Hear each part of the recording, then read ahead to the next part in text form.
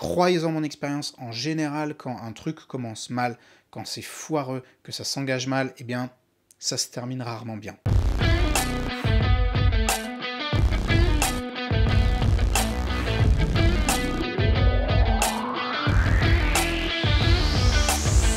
Dans cette vidéo, je voudrais vous apprendre une chose que j'ai mis des années à apprendre, ou plus exactement, quand j'ai préparé cette vidéo, je me suis dit, j'ai pas mis des années à apprendre ça, j'ai mis des dizaines de milliers d'euros à apprendre ce que je vais vous partager dans cette vidéo. Donc si vous êtes nouveau sur la chaîne, je vous souhaite la bienvenue, je m'appelle Yoni, je suis marchand bien et je dirige la MDB Academy, organisme de formation certifié Calliope, numéro 1 en France pour toutes les personnes qui veulent devenir marchand de biens immobiliers. Et si vous êtes des anciens de la chaîne, eh bien j'espère que vous avez la grosse forme et que vous réalisez des marges absolument crapuleuses. Quand mon frère et moi nous sommes lancés dans l'achat-revente, quand on a démarré notre activité de marchand de biens, on n'y connaissait strictement rien, enfin vraiment pas grand chose. Et à l'époque, il n'y avait que dalle, donc pas de formation, pas de livre, donc on s'est vraiment lancé à l'arrache, quasiment sans aucune connaissance. On a donc commencé en mettant un pied devant l'autre, et quand on met un pied devant l'autre et qu'on se lance dans des opérations, surtout dans des opérations qui sont un petit peu ambitieuses, eh bien forcément on fait des erreurs. Je vais donc vous partager une erreur ou une série d'erreurs que nous avons faites et desquelles nous avons appris énormément, et je vais vous partager la conclusion qui est extrêmement importante et que je vous invite à appliquer dans votre activité si vous ne souhaitez pas connaître le même sort. On s'est lancé il y a 2 ans et quelques à peu près, enfin je crois que c'était il y a 2 ans, dans une opération, un gros immeuble qui était dans le nord de Lyon, un immeuble de plus de 1000 m², sur lequel j'avais fait une vidéo, d'ailleurs j'essaierai de vous mettre le lien dans la description, et on s'est lancé dans cette opération qui était assez ambitieuse, et on s'est dit, ouais chouette, enfin c'était vraiment une opération intéressante, vraiment, vous savez, l'opération carte de visite, quoi, quand vous dites que vous avez fait ça, c'est quand même, ça en jette, donc on était quand même assez enthousiaste, et en fait, assez rapidement, ce dont on s'est rendu compte, c'est que en fait, il n'y avait pas le nombre de mètres carrés qui avait été annoncé par l'agence immobilière. Et en fait, l'opération, pour nous, elle ne tournait plus ou elle n'était plus assez rentable. On avait déjà investi environ 8 000 € entre une étude structure, les maîtrisés par le géomètre, etc. Donc là, on s'est dit, ok, qu'est-ce qu'on fait? Et on est assez vite arrivé à la conclusion qu'il fallait se barrer. Donc on s'est dit, ok, non, on s'arrête, on part, on perd 8 000 €, merci, au revoir. Et si on a réussi à couper aussi facilement, c'est parce que il y a quelques années en arrière, on s'est engagé dans une opération dans laquelle on a ignoré tous les panneaux d'avertissement, c'est-à-dire vous dites fin de route, fin de chantier, route barrée, etc. Vous dites non, c'est bon, on va quand même aller voir, et vous vous retrouvez comme un con au fond de la rue qui est barrée, vous devez effectivement faire demi-tour. Eh bien nous, tous ces signaux-là, on les a ignorés. C'est-à-dire qu'on est arrivé dans une opération où les vendeurs étaient un petit peu barjots. Après, on a eu des acquéreurs qui ont été complètement barjots aussi. On n'a pas eu le financement, ça a été galère. On est rentré, on a voulu rentrer en procédure avec les vendeurs. Et là, l'avocat, je m'en rappelle comme si c'était hier, il nous regarde, il nous dit « Mais messieurs, est-ce que vous avez vraiment envie de le sortir, ce dossier ?»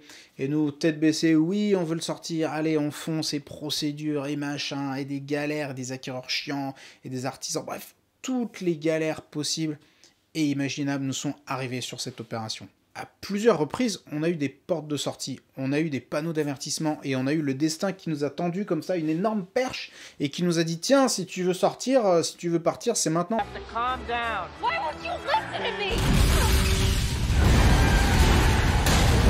On a dit non, penses-tu?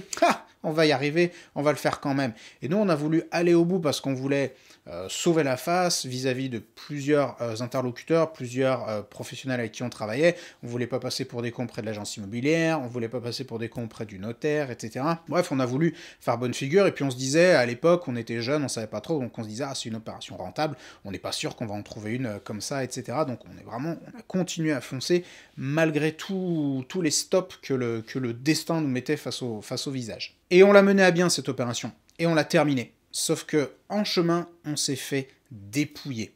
Et quand je dis qu'on s'est fait dépouiller, c'est-à-dire qu'on s'est fait dépouiller en termes de temps, on s'est fait dépouiller en termes d'énergie, et au final, l'opération n'a pas été aussi rentable qu'on l'aurait bien voulu. Et vous allez parfois être engagé dans des opérations qui vont se révéler ne pas être aussi bonnes qu'il paraissait au début. C'est-à-dire qu'au début, on est toujours dans la théorie, on est toujours dans les calculs, on est toujours dans l'élaboration des plans, voilà, l'élaboration théorique, et puis il y a le retour inévitable du réel, du concret, qui vient et qui vous éclate la face comme ça, et qui vous dit non, en fait, tu t'es trompé, c'est pas comme ça, c'est autrement. Et là va se poser le problème de la théorie de l'engagement. Qu'est-ce que c'est la théorie de l'engagement? Eh bien, je vais vous donner un exemple pour l'illustrer.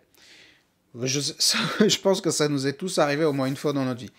On attend le bus on attend le bus et le bus devait arriver et ça fait 10 minutes qu'on l'attend et il est toujours pas arrivé.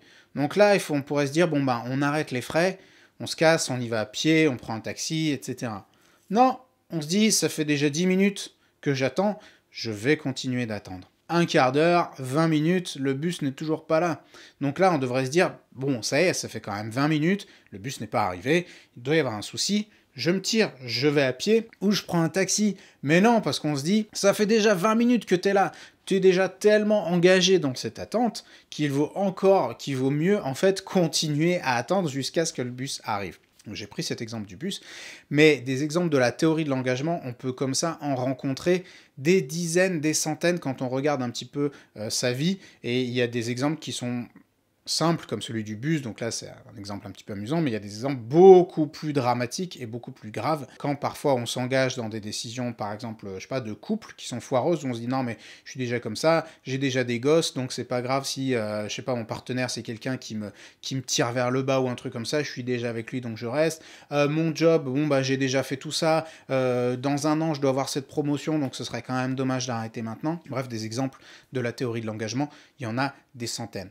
Et dans l'immobilier, j'ai constaté que la théorie de l'engagement, elle s'applique plein pot. C'est-à-dire que beaucoup de fois, vous allez commencer à vous engager. Vous allez commencer à faire des efforts, vous allez commencer à investir du temps et parfois vous allez commencer à investir également de l'argent. Et là, vous vous rendez compte que vous vous êtes trompé. Vous vous êtes rendu compte que ça ne fonctionne pas comme vous vouliez. Vous vous rendez compte que la mairie, elle va pas du tout être coopérative et que ça va être très complexe.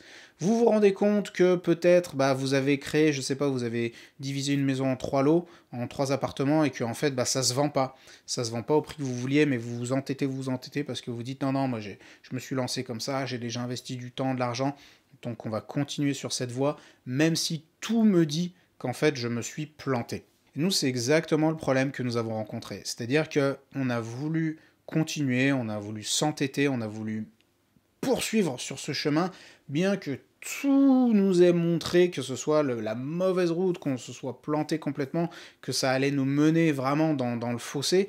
On a ignoré absolument tous les signaux d'avertissement et on a foncé tête baissée. Et clairement, je vous le dis, on a passé 2 ans à se faire chier avec cette opération et on a eu beaucoup de mal à en sortir. Ça nous a pris des années pour nous débarrasser de façon définitive de tous les problèmes que cette opération avait engendrés. Et là, je voudrais vous donner un conseil. C'est le moment du conseil central de cette vidéo, c'est que ce sont vos intérêts qui priment avant tout le reste. Je vous dis souvent qu'une opération réussie peut changer votre vie. Et c'est vrai, une bonne opération d'achat-revente réussie peut clairement changer votre destin économique du tout au tout.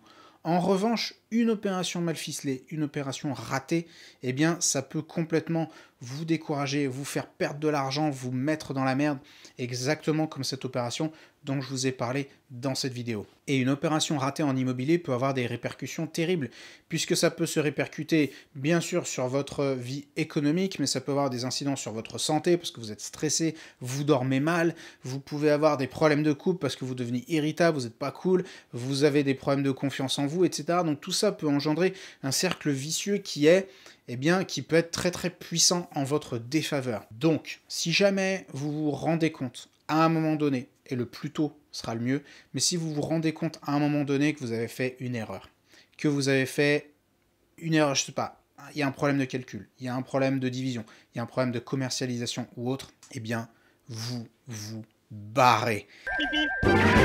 C'est-à-dire que vous faites exactement comme nous on a fait dans l'opération de l'immeuble de 1000 m².